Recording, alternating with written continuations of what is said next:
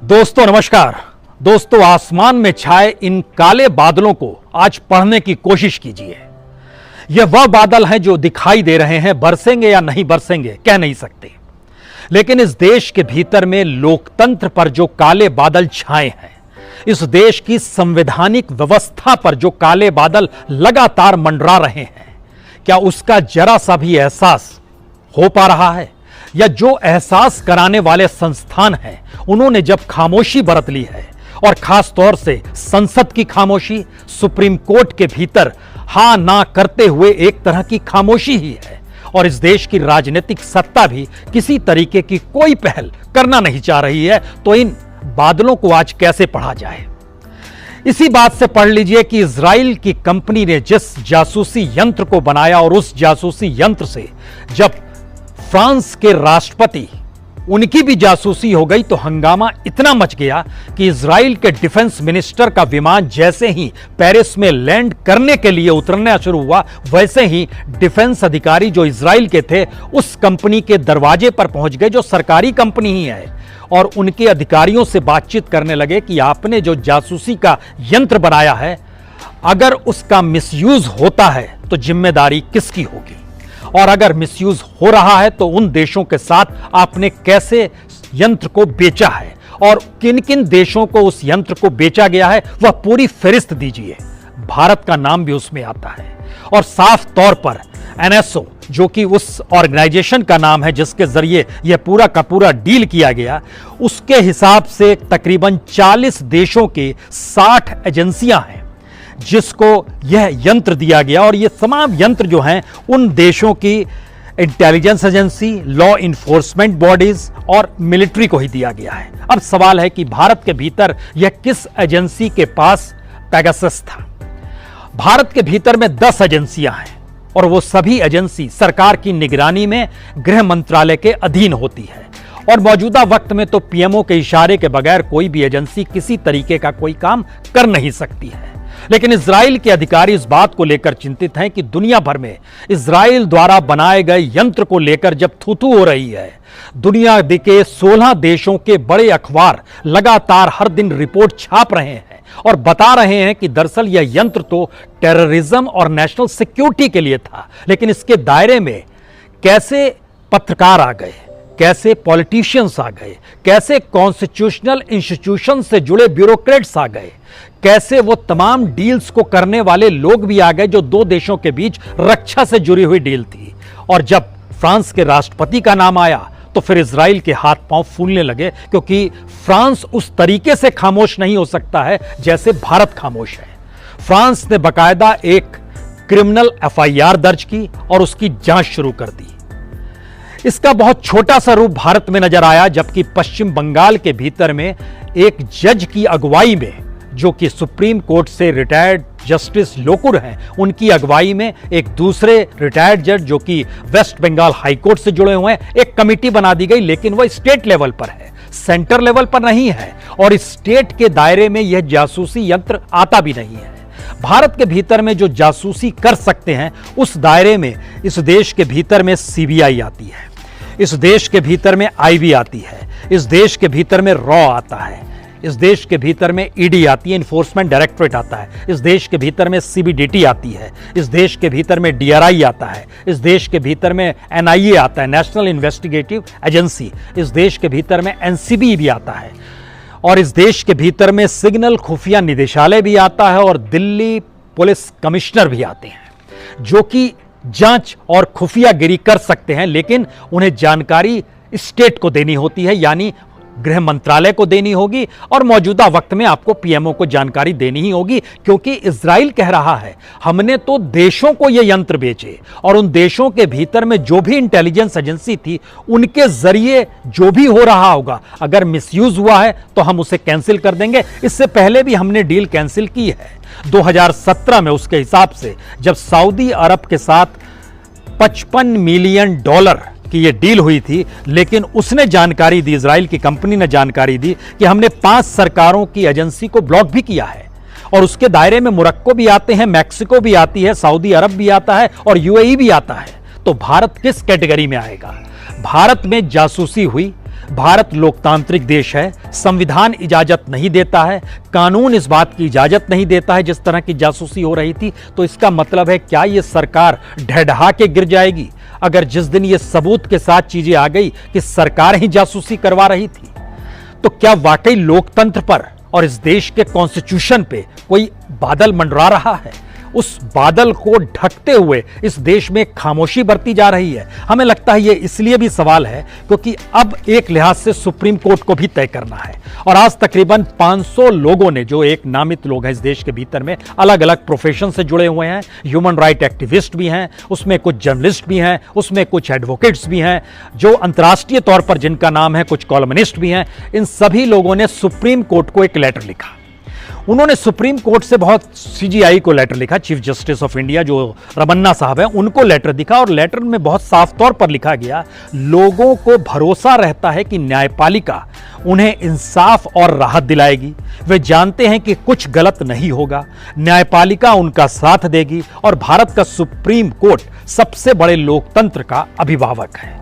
और अगर कॉन्स्टिट्यूशन को भी हम पलटें तो सुप्रीम कोर्ट के पास ये पावर है, वो सेंटर को नोटिस दे सकता है। जानकारी हासिल करने के लिए अगर सेंटर खामोशी बरतती है तो वो कोई एक जांच कमेटी भी बना सकता है, और नोटिस देने के ठीक समानांतर जांच कमेटी में किसी जस्टिस को रख के वह कानूनी तौर पर कार्रवाई करने की परिस्थितियों को भी ला सकता है। यानी मुश्किल सीधे सीधे एक वक्त ऐसी स्थिति भी आ सकती है कि राष्ट्रपति के कोर्ट में यह पूरा मामला चला जाए, यानी राष्ट्रपति के हिस्से में चला जाए कि आप निर्णय लीजिए। अगर कोई स्टेट अपने तौर पर गलत तरीके से इस देश में काम कर रहा हो, जो कॉन्स्टिट्यूशन के खिलाफ हो, जो डेमोक्रेसी के खिलाफ हो, क्योंकि इस लेटर में एक बात और लिखी गई है कि हम उम्मीद करते हैं कि आपका कार्यालय बिना समय गंवाए इस मामले का संज्ञान लेगा और हमारे अधिकारों और स्वतंत्रता के संरक्षण के लिए सवालों के तयशुदा वक्त के भीतर जो जवाब मांगे गए हैं। जवाब 3 है: खरीदा किसने,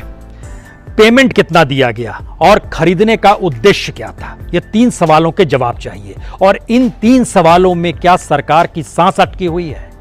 क्योंकि सरकार अगर बताएगी हमने खरीदा था, जाहिर है इजराइल कह रहा है हमने तो सरकार को बेचा है। अगर ये कहेगी पेमेंट हमने दिया है, पेमेंट आप ही देंगे जब आप ले रहे हैं। लेकिन सवाल है उद्देश्य क्या था, क्योंकि जिस उद्देश्य से इसको बेचा गया, जिस प्रोडक्ट को, उस उद्देश्य से हटकर अगर किया जा रहा है तो इजराइल कहता है हम उस कंट्री को ब्लॉक करते हैं। और इजराइल के साथ भारत के संबंध मोदी काल में कितने प्रगाढ़ हैं ये कोई छुपा हुआ नहीं है। लेकिन इजराइल में सत्ता बदल गई है, अब वहां पर नेतन्याहू नहीं है। सत्ता बदली है तो दोस्ती का मिजाज भी बदला होगा, और अंतर्राष्ट्रीय तौर पर जब यह मामला उठ चुका है तो इजराइल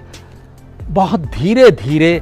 पग उठाएगा और एक तरीके से भारत के साथ आकर खड़ा हो जाए इस मामले को लेकर। ऐसा भी नहीं है, क्योंकि जो आज लेटर भेजा गया उसके बाद सुप्रीम कोर्ट ने एक डिसीजन लिया कि जो जर्नलिस्टों के लेटर आए हैं, जर्नलिस्टों ने जो एक दाखिल की है अपनी अर्जी की जांच की जाए, तो हम अगले हफ्ते जांच करेंगे, यानी सुप्रीम कोर्ट ने कह दिया। लेकिन इस पत्र के आखिरी हिस्से को पढ़िए, उसमें बहुत साफ तौर पर लिखा गया है कि पेगासस प्रोजेक्ट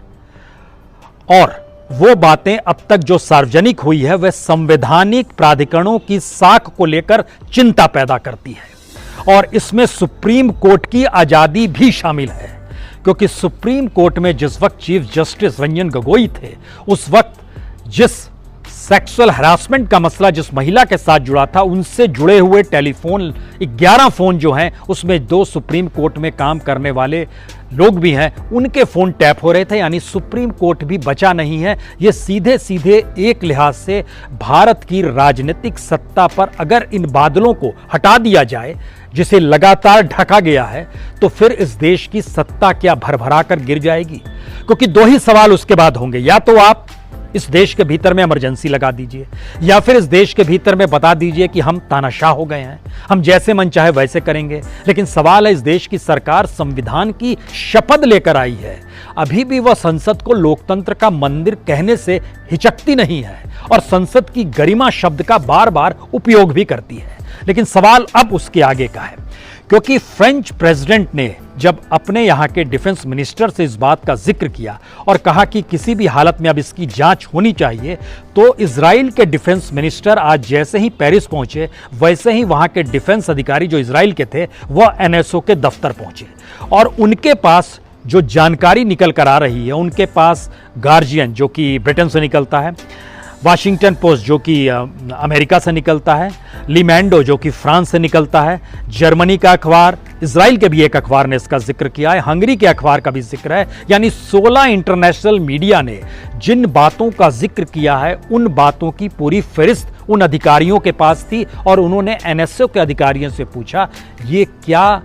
वायलेशन किया गया है और वायलेशन किसने किया है, और जिसने किया है क्या इसको हम लोग तुरंत बताने की स्थिति में आएंगे या उनको सिर्फ आप ब्लॉक करेंगे, कौन सी स्थिति है। तो उन्होंने जानकारी दी इससे पहले हमने किन किन को ब्लॉक किया गया है। यहां पर सवाल है कि भारत के भीतर में पेगासस हायर किया गया, यह किसी से छुपा नहीं है। कोई प्राइवेट एजेंसी हायर कर नहीं सकती है कितना भी पैसा दे दे, क्योंकि इजराइल के इस एनएसओ कंपनी ने अपने उसमें कोड कंडक्ट में लिख रखा है कि वो सरकारों को ही देगी। तो ये बहुत साफ है। अब सवाल था कितने पैसे का। 409 करोड़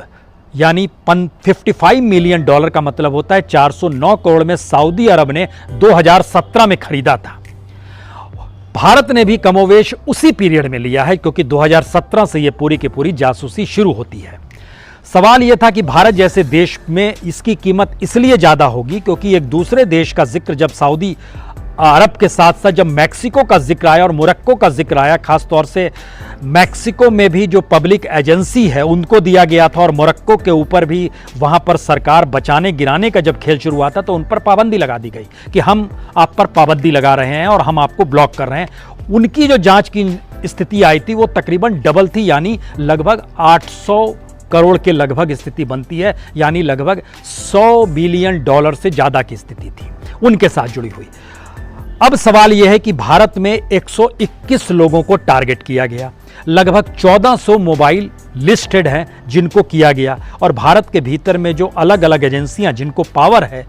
उसके दायरे में जिन लोगों को किया गया वो कोई नहीं आता है। सीबीआई का पद छोड़ने वाले, सीबीआई डायरेक्टर का पद छोड़ने वाले आलोक वर्मा, उनकी अगले दिन से शुरुआत हो जाती है। राकेश अस्थाना, इनकी भी सर्विलांस शुरू हो जाती है, इनकी भी जासूसी होती है। लेकिन यहां पर एक चीज और महत्वपूर्ण देखिए, सर्विलांस जिनकी हो रही थी वही मौजूदा वक्त में दिल्ली के पुलिस कमिश्नर बना दिए गए, और दिल्ली के पुलिस कमिश्नर के पास इस बात के अधिकार हैं कि वह जासूसी करवा सकते हैं, उसकी जानकारी उन्हें होम मिनिस्ट्री को देनी होगी। होम मिनिस्ट्री किसके पास है? अमित शाह होम मिनिस्टर हैं। प्राइम मिनिस्टर के नाम लेने की जरूरत नहीं है। होम मिनिस्टर और प्राइम मिनिस्टर इससे पहले गुजरात में थे। गुजरात में भी कहा गया कि वहां भी किस तरीके से एक जासूसी हो रही थी, उसका भी जिक्र आता है। और खुद राकेश अस्थाना वहां से निकले हुए हैं, जिन जिन केसों को वह उस दौर में देख रहे थे और जिन जिन केसों को इस दौर में सीबीआई आने पर उन पर जो आरोप लगे, सीबीआई डायरेक्टर ने, special CBI director Rakesh Asthana पर जो आरोप लगाए वह बेहद गंभीर हैं। सवाल है कि एक साइकिल ऐसी बन रही है जिस साइकिल के दायरे को जब आप समझेंगे तो इस देश के भीतर में लोकतंत्र पर छाए हुए सिर्फ बादल ही दिखाई नहीं देंगे, बल्कि बादल इतने घने हैं जिनके भीतर से डेमोक्रेसी को निकाल पाना शायद मुश्किल होता जा रहा है। और यह सवाल इसलिए कहीं ज्यादा गहरा होता चला जा रहा है क्योंकि सरकार की तरफ से दो ही जवाब आए। सरकार ने कहा कि पेगासस की जांच जो हुई है और निकल कर जो आया है वह ठीक मानसून सत्र यानी पार्लियामेंट जब शुरू हो रही थी उससे ठीक पहले क्यों आया। जवाब इसमें भी नहीं है कि भाई आपने लिया क्या, उद्देश्य क्या था, कितना पेमेंट किया, कोई नहीं है। वो पहले कैसे आ गया, तो इसमें पहली साजिश सरकार को लगती है। दूसरी बात उनका कहना था कि जब 40 देशों में ये लोगों ने हायर किया ही है तो हमने भी हायर कर लिया, इसमें बुरी बात क्या है। और उन 40 देशों में तो कोई हंगामा नहीं है, तो उन 40 देशों की फहरिस्त में जो नाम निकल कर आते हैं वो तमाम नाम किसी भी हालत में डेमोक्रेसी से जुड़े हुए देश नहीं है। वहां पर या तो तानाशाही है, निरकुंशता है, शैडो डेमोक्रेसी है। लेकिन भारत में तो पूरी डेमोक्रेसी है, हम ये मानकर चल रहे हैं। थोड़ी देर के लिए बादलों को हटा दीजिए, फिर भी महसूस कीजिए यहां तो डेमोक्रेसी का सवाल है। और इस डेमोक्रेसी के भीतर में जो गैर कानूनी, गैर संवैधानिक काम करता है वह गद्दी पर इसलिए नहीं बैठ पाता है क्योंकि उसी की शपथ लेकर आप सत्ता में संभालते हैं। इसीलिए हमने दोहराया, इस देश के प्रधानमंत्री चंद्रशेखर की कुर्सी कैसे गई, इस देश के भीतर में कर्नाटक के मुख्यमंत्री की कुर्सी कैसे गई, हेगड़े की, रामकृष्ण हेगड़े की कुर्सी कैसे गई, ये सारी चीजें अपनी जगह पर है। अब यहां पर दूसरा सवाल है कि जो तेल अवीव के करीब हर्जिलिया पर जहां पर एनएसओ का ऑफिस है उस एनएसओ के जरिए जो क्रिएट किया गया, यह इसके पास 2016 में आया था। उससे पहले अमेरिका की एक कंपनी के जरिए यह चीजें बनाई जाती थी, लेकिन इजराइल के एनएसओ में यह 2016 में आया और आते ही उन्होंने दुनिया भर के देशों के साथ डील भी शुरू कर दी और दुनिया भर के देशों ने लेना भी शुरू किया। और उसने आज खास तौर पर कहा कि हमारे जो 60 कस्टमर्स हैं उसमें से 6 देश ऐसे हैं जहां के कस्टमर्स जो 3 से ज्यादा हैं, यानी 40 देशों में से 6 देश ऐसे हैं जहां पर 3 कस्टमर से ज्यादा कस्टमर्स हैं, यानी उस देश के साथ साथ उसकी अपनी जो एजेंसीज गवर्नमेंट की होती है उनको भी यह पावर है कि वो अपने तौर पर ले ले। एक और शक शुबा, क्या भारत के भीतर में किसी एजेंसी ने ऐसा किया होगा? क्योंकि भारत के भीतर में जिस भी एजेंसी को संभालने वाले किसी भी सीनियर ब्यूरोक्रेट का आप नाम लेंगे तो उसकी हिम्मत नहीं पड़ेगी। मौजूदा वक्त में कम से कम जो हालात हैं उसमें आप इस देश की कॉन्स्टिट्यूशनल बॉडी को लेकर अगर अध्ययन करेंगे तो उसकी हिम्मत नहीं पड़ेगी। अब यहां पर एक सवाल सबसे बड़ा ये निकलता है, क्या भारत के भीतर में जो एक भूमिका इस देश के गृह मंत्री ने अपनी चाणक्य के तौर पर बनाई थी, इस देश के भीतर में चंद्रगुप्त की तरह प्रधानमंत्री मोदी नजर आए, इसकी एक व्यवस्था की गई थी, तो क्या वो चाणक्य की भूमिका निभाते हुए अमित शाह की पूरी जमीन खिसक गई है? और चंद्रगुप्त बने प्रधानमंत्री मोदी अब उस सियासी जमीन को जब गंवा रहे हैं, तभी इस देश के भीतर में झटके में पुलिस ने बड़ी कार्रवाई शुरू कर दी। इस देश के सबसे ज्यादा लोगों पर इसी कार्यकाल के भीतर में राजद्रोह के मुकदमे लगाए 124A, जिसका जिक्र सुप्रीम कोर्ट ने तक किया कि लगता ऐसा है कि आपकी बात किसी ने नहीं मानी और आपने उसके ऊपर 124 लगा दिया, यानी राजद्रोह का मुकदमा आपने ठोक दिया, जबकि उसके अनुकूल वो परिस्थिति नहीं थी। यह सुप्रीम कोर्ट की टिप्पणी इस बात को बताती है क्या वाकई जब पॉलिटिकल जमीन खत्म होने लगती है तब आप इस तरह की कार्रवाई शुरू करते हैं? क्योंकि इस देश के अंदरूनी हालात को भी अगर हम समझे तो यह पहला मौका है जब 2 राज्यों की सीमा पर हिंसा हुई, 6 पुलिसकर्मियों की मौत हुई और आज की जानकारी यह आ रही है कि मिजोरम में बाकायदा बंकर्स बन गए हैं। असम ने बाकायदा अपने नागरिकों को कहा है, देश के नागरिक हैं लेकिन असम के लोगों को कहा है आपके लिए एडवाइजरी दी जाती है कि आप मिजोरम ना जाएं, मिजोरम में आपके साथ कुछ भी हो सकता है। और असम में बाकायदा गवर्नमेंट लेवल पे यह कार्रवाई शुरू हो गई है कि जो भी मिजोरम से गाड़ी आए उसमें कहा यह गया है कि मादक द्रव्यों की तस्करी बहुत होती है, उसको देखिए, लेकिन इन जनरल की स्थिति जो वहां से जानकारी आ रही है, तमाम गाड़ियों की आवाजाही जो मिजो के नंबर प्लेट के साथ आती है उसको उस बॉर्डर पर ही रोक दिया जाता है। एक ही देश के भीतर की यह स्थिति है। सवाल है, हम लोगों ने इस देश के गृह मंत्री को फेल होते हुए कोविड काल में देखा। सवाल है, इस देश के भीतर में हमने पॉलिटिकल जीत हासिल करते हुए अमित शाह की रणनीति को भी देखा, लेकिन इस दौर को जरा परखने की कोशिश कीजिए, यह किस दौर में स्थिति आकर खड़ी हो गई है। राजनीतिक तौर पर जमीन जब गंवाई जा रही है तो ऐसे में योगी जो कि उत्तर प्रदेश के मुख्यमंत्री हैं और जिस हालात में कोविड और गंगा की लहरों में समाती हुई जो बॉडी थी, जो मरे हुए लोग थे उनकी जो स्थितियां थी, जो बालू में दबे हुए लोग थे उनकी जो स्थितियां थी, इन तमाम परिस्थितियों के बाद भी योगी आपको समर्थन करना पड़ा, उसके साथ खड़े हो गए। 2 राज्यों के मुख्यमंत्री आपने इसी दौर में बदले। इन 2 राज्यों में, चाहे वह जिक्र हम लोग उत्तराखंड का करें चाहे कर्नाटक, हम इन बातों का जिक्र इसलिए कर रहे हैं क्योंकि नॉर्थ ईस्ट की घटना से चंद दिनों पहले देश के गृह मंत्री शिलोंग गए थे।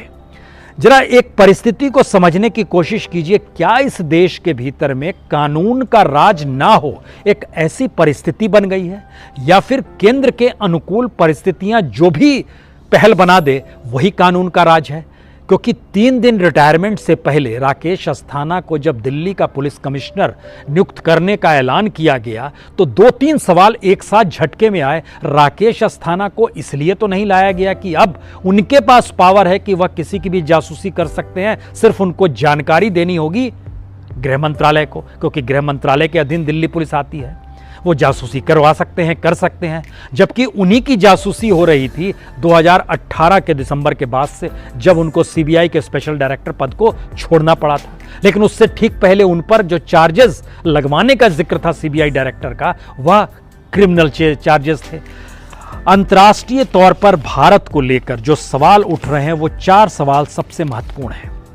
पहला सवाल यही है कि भारत के भीतर जो जासूसी हुई और उसके दायरे में जब विपक्ष के नेता राहुल गांधी भी आ गए और उस पीरियड में आए जिस पीरियड में वह इस देश के प्रधानमंत्री पद के दावेदार का चुनाव लड़ रहे थे, 2019 लोकसभा चुनाव, विपक्ष में और कांग्रेस के नेता के तौर पर वही सामने थे। उस समय उनकी जासूसी हुई। दूसरी बड़ी बात हुई कि 2 राज्यों में जो सरकारें गिर रही थी, खास तौर से उसमें मध्य प्रदेश और